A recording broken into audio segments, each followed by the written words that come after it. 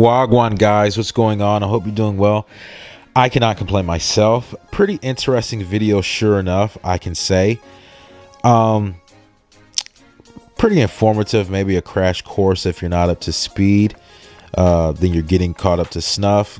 Basically what I'm doing right now. But if you know, then you've been following this story, so kudos to you, hats off. You know, I listen to different type of music, right? It's a few guys I listen to. I listen to Popcorn. It's another guy I have in here. Let me find him. It's this Apple. If I can't even remember the name of the track I listen to, but he's like maybe French or something. I don't know. But the guy jams, right? But this guy, his name is Vybz Kartel. He's supposed to be, you know, this legend of dancehall, king of dancehall.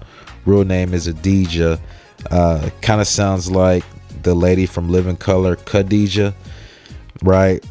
And basically, he's a legend. He was released from doing 13 years in prison in Kingston.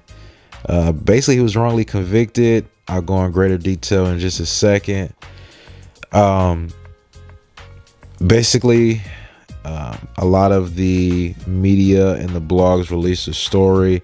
You had fans of his that were superstars such as Drake reacting to it. I believe Drake was on IG via IG story. He posted a video. No, it was a picture on his IG, and basically had like a shirt with Vybz Kartel is animated. Had, you know, people bowling, or two or three people bowling at his feet or something like that. If there was a link on that, I definitely would have clicked it. I would have bought the shirt. After the first wash, it would have been done. I would have still bought it.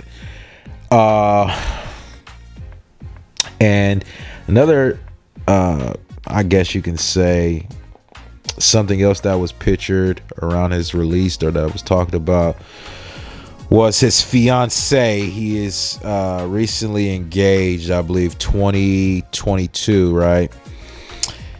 She's a British woman. Her name is Sadeem Ozturk, and I think she's a social worker. She's a British citizen, helps children, kids. She is now, you know, fiance engaged to Vybz Kartel. I believe he already has like a few kids. So it is what it is. Live and let live. She's obviously not a bad looking lady. He's fresh out of the pen. I mean, he's 48 years old. So it's like, you know, when one thing I'm looking at, I'm like, you could tell, like, you know, he's aged, right? Like, one thing I've noticed, you know, it could just be different pictures, how the pictures look or whatever, but he looked like he lost his color.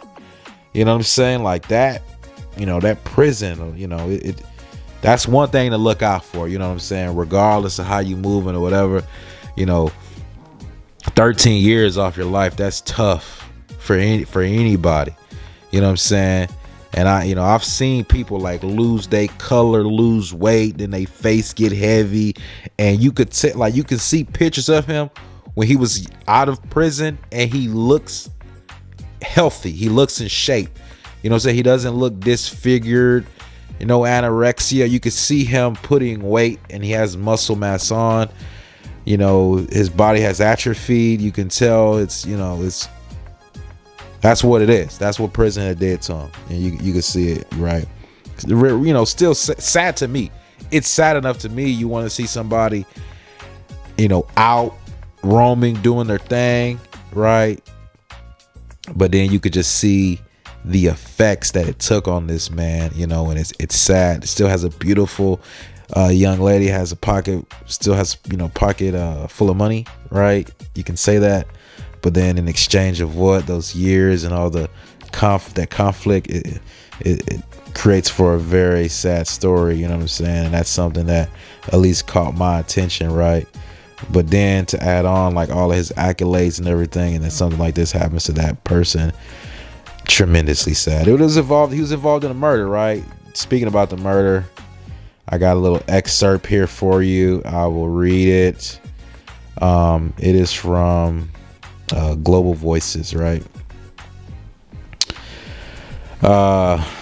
The prison release marked the end of a thorny, contentious legal saga followed closely over the years by the Jamaican media and netizens.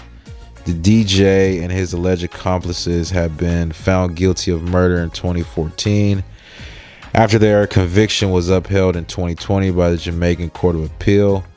Defense lawyers took their appeal to the Judicial Committee of the UK Privy Council, which remains Jamaica's final court of appeal, and won. The Privy Council ruled that the trial judge should have dismissed a tainted juror, Livingston Kane, who was later found guilty of accepting a bribe to try to influence other jurors in the case. It squashed the conviction in March 2024 and returned the case to the Jamaican Court of Appeal. Since then, Jamaicans have been awaiting the court's decision on whether to release the prisoners or to order a retrial while Kartel Italia remains behind bars, basically meaning this is coming from multiple sources.